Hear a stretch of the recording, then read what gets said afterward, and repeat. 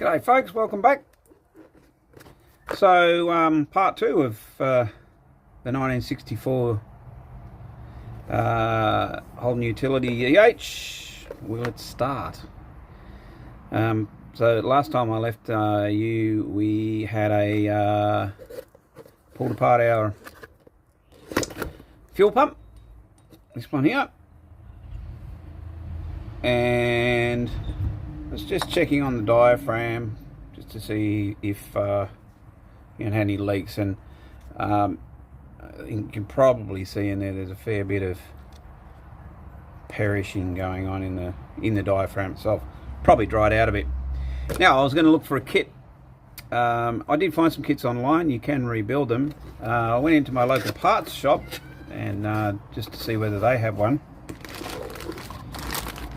and they didn't have a kit, but they had an entire fuel pump. Now this is obviously not the same as the original. It doesn't have the glass bowl on top, and I've also noticed it's got 2 connections here, so one of these is going to have to be blanked off. I'm hoping that the old connector, this one here, will screw into there, and then perhaps we might be able to get this thing to go. We still have an issue with the spark. I haven't been able to get in a new condenser or coil or anything as yet, but what I'll do is I'm going to pull the coil and all the wiring apart and just renew all the connections, make sure that we've got a really good connection, and hopefully that will give us a bit better spark, because I feel like it does have spark, but it's just a little bit on the weak side. So let's install this new fuel pump and see how we go. All right, all the fittings are the same on this. Whoop, there goes the light. On this new fuel pump. So I'm just going to give this gasket a bit of a clean up, this surface. Make sure the new gasket seats properly.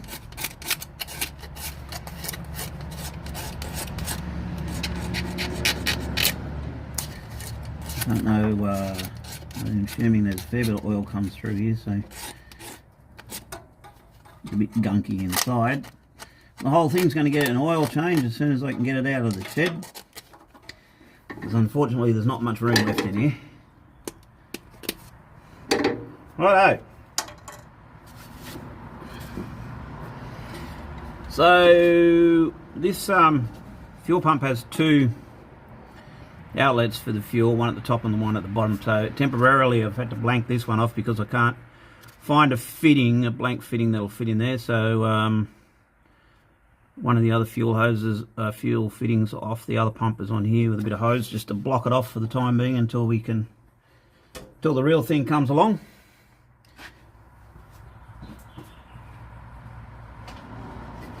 And my gasket.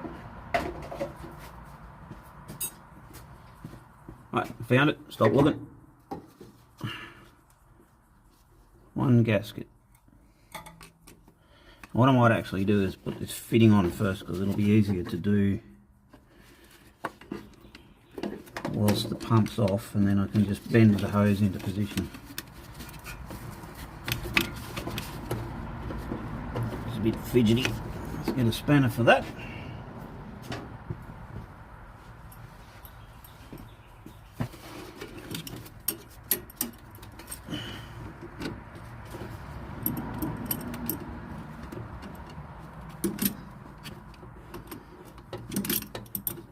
There's a brass fitting, so it's going to make sure we don't do any damage to it once I get it started.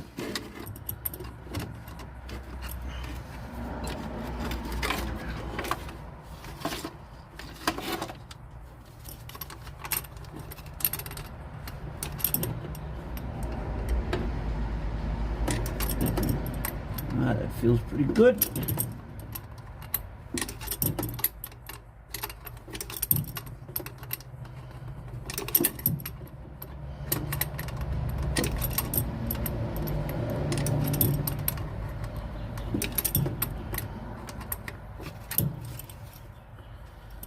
That's my imperial metric spanner.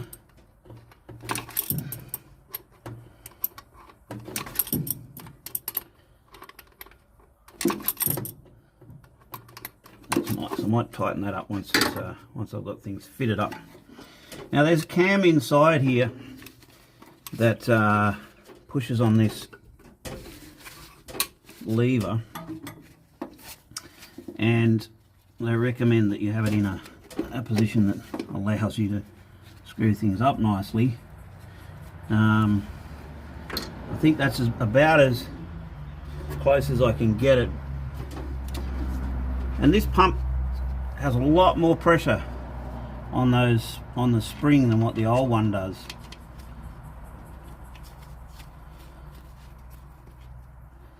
So I guess that's a good thing. Now, have I got that up the right way? Maybe not. Just spun around on me.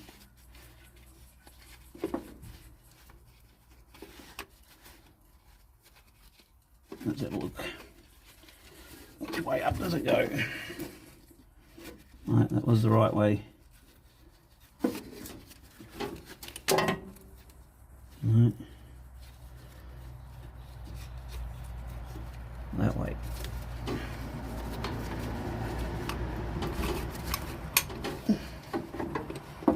Cool.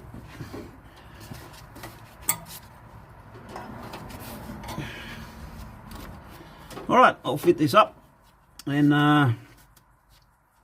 get back to you when it's all wired up, ready to go. All right, so the new fuel pump is fitted.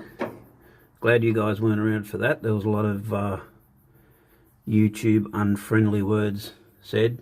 For a starter, the flange that attaches to the block there is probably another 5mm thicker than the original one. So the original bolts I couldn't use to put it on initially. I've got one bolt in there that's the right thread but not the right type of bolt, and one of the original ones in there. So until I go to the fastener shop and get some new ones, that'll do. Now, we don't have a sight glass on this one, but we do have this secondary outlet, so I've left that unplugged for now, and we're just going to wind this over and see if we can get some fuel to come through. The ignition's off, it's not going to start, but it will crank over, so let's see how it goes.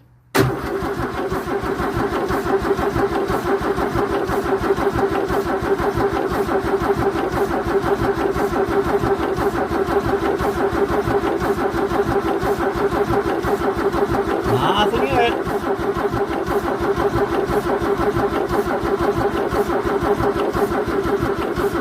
That's a good starter motor. I don't see anything. We might have to stick some more fuel in it. Maybe the pickup's not quite right. Let's do that and see if we can make a difference. Okay, put about another 5 litres of fuel in it. So let's give it a bit of juice. See if we can get it to fire up. Couldn't get anything to come out of the fuel pump. I even tried priming it, and that didn't seem to work. So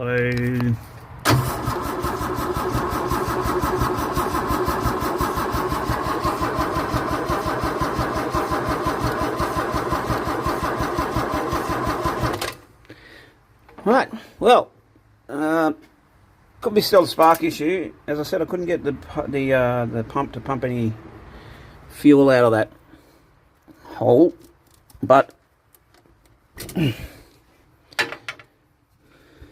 don't know. Let's see if we can turn it over now that it's had a bit more of a run. Nothing coming out. When I did prime it, it shot fuel out there, so the pump's actually working. And I have blown compressed air back through the lines. So maybe we'll give it a bit of choke and see what happens.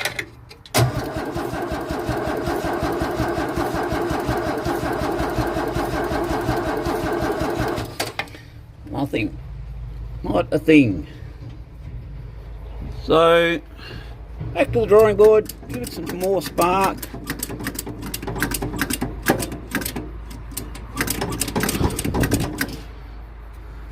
And see what happens. I'll try and give it a bit of a clean up.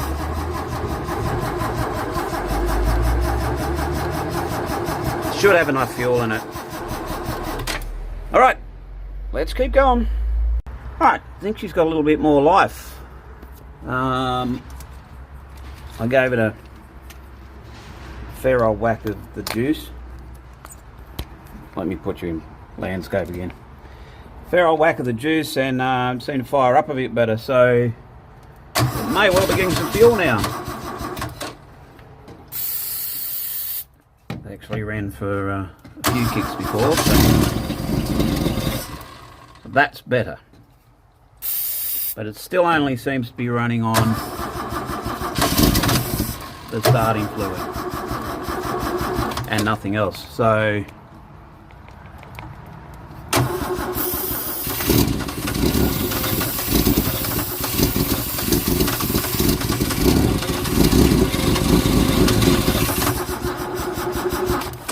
yeah, I don't think there's any fuel getting through to us still. So I have to investigate what's going on. I don't know. I'll have to have a good look through and see if I can find if there's a fuel filter under the car somewhere. It could well be blocked, but as I said, I've blown some compressed air through the lines. So I would have thought that any blockage would have been cleared out, but I'll go and have a look around and see what I can find. Alright, I've opened up the carburetor and I've confirmed there is no fuel getting into the float bowl. So what I've done is filled up the float bowl, give it a bit of hot sauce, and filled the float bowl with fuel, and let's see if it'll run on that.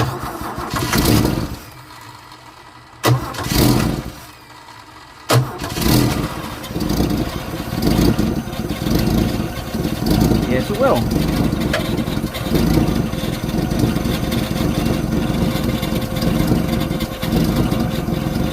Quite nicely too. Well, that's a good sign. Now we just have to work out why there's no fuel getting through to the fuel pump. What I'll probably do is drain the fuel tank, I think. Give it a good clean out and see if maybe there's a blockage in the fuel tank. That's the only thing I can think of. Even though I've blown those fuel lines open with compressed air, there's obviously no fuel getting through, and even running just then it didn't pump any up. So that's where we're up to. We've got spark, we have it running. All we need to do now is get some fuel supply to it. Alright, I've just drained some fuel out of the fuel tank, and this is what I got. Now that is not what fuel is supposed to look like. Still doesn't explain why it's not pumping, but that ain't pretty. So what I'm going to do next probably is I've just got to go and pick up my other car from a service. So I'm going to get some fresh fuel, and I'll fit it to that fuel line there, and we'll have an external fuel tank, and we'll see if you can get this thing running with that fuel pump, and that will then confirm that the fuel pump is working. After that, then I'm going to have to probably pull the fuel tank out. There is a little hatch on top where I can get access to the fuel sender. So yeah, let's do that. Let's run into town, get some fresh fuel, chuck it up against the fuel pump there, and see if we can get the motor running, and perhaps I'll be able to move it into a more convenient spot in the garage, because at the moment, because we had to push it in here, we've got no room down this side amongst all the other toys, and also I've got a pile of timber underneath this, so get it in a more convenient spot so we can work on it, and then I'll be able to at least move it in and out of the garage to give me a bit more space to do some more work on it. So cool. I now smell like fuel, but Them's the brakes when you're working on cars. And because this is an old engine, before I actually fill this thing up with fuel, I'm going to put a bit of the old lead replacement in. So this one is 50 mils per 50 litres. So I've got a 10 litre container there, so 10 mils into that, and that will protect the heads, because these older vehicles obviously use the leaded fuel, and because we're using unleaded now, we need to lubricate the valves with something, because the lead used to lubricate the valves, but now nothing does. So old engine, old school fuel. Okay, so nice fresh fuel. I've disconnected the lines to the tank and connected a hose directly from the 10 litre container to the fuel pump. Let's confirm whether this fuel pump works. Hopefully we'll get some fuel coming out of there. The ignition is off, so there we go. Alright, and you can see, like, there is a bit of that dirty fuel in there, but we're good. We are good. We're actually siphoning now, so I'll just put that hose back on here.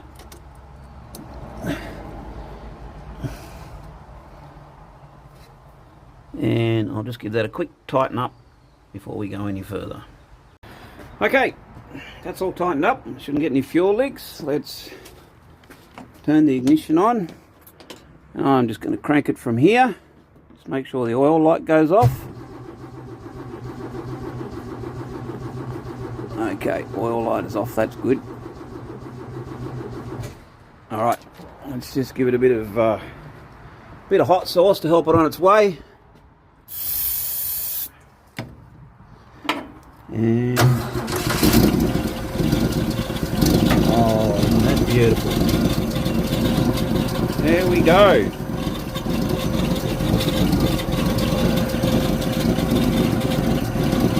She runs. Try again, eh? Cold.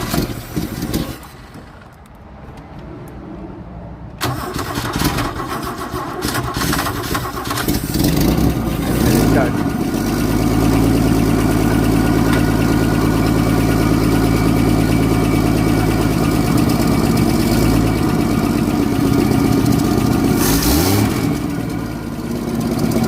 Purrs like a kitten. Sounds like she's running on all cylinders, which is great news. See whether the charge light's gone out. Charge light is out. Awesome. Oop. What's that noise?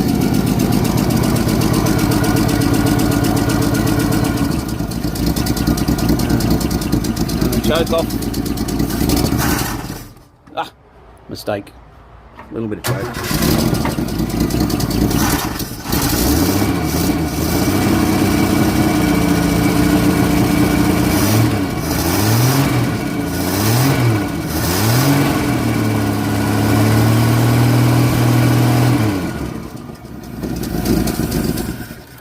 All right. Beautiful. So, all right. So we've confirmed that the fuel pump works. It's quite possible the old fuel pump worked, but I'm happy that that we, will have a spare fuel pump if that one's still okay. I think I'll leave the new one on there for now. I've got to get a fuel filter, because the original one obviously had a fuel filter in the glass bowl there. So the EH Ute runs. Welcome back to life. Next step is to pull that fuel sender out. So in the tray of the Ute there is an access hatch, which I'm hoping will have the fuel sender and the fuel pickup in it. and if that is the case, I'll be able to see if there's any blockages in there. I'm waiting on the manuals. My brother has 3 manuals that he's sending to me in the post, so I'm waiting on those just to confirm a few things. But there is an access hatch in the tray, and I'll be able to get at that. There still seems to be quite a bit of fuel in the fuel tank, and it is quite stale, so I'll completely drain the fuel tank out, and once we fix the problem, we'll refill it with fuel. But in the meantime, I can actually move this car, which is fantastic. Haven't tried the clutch yet, so we might give that a go, see what happens. It seemed to be working when I was changing gears before. So let's take it for a little spin out the front yard. All right, we're moving. Brakes definitely need some work. It doesn't want to stop real well, but the clutch is definitely working, which is awesome. So I'm just going to drive it straight into the shed because I want to work on that fuel tank. Whoop. A beast.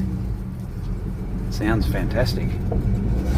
It's actually surprisingly running quite well, considering we don't know when the last time it was started, but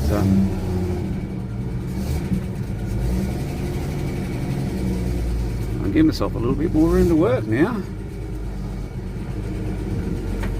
Right, as I said, I'm not going to run it too long because there is no coolant. Oh, and there also are no brakes. Okay, so that's it for this video. Next job is check that fuel tank out and see if we can't make things happen in the fuel tank. Stay beautiful.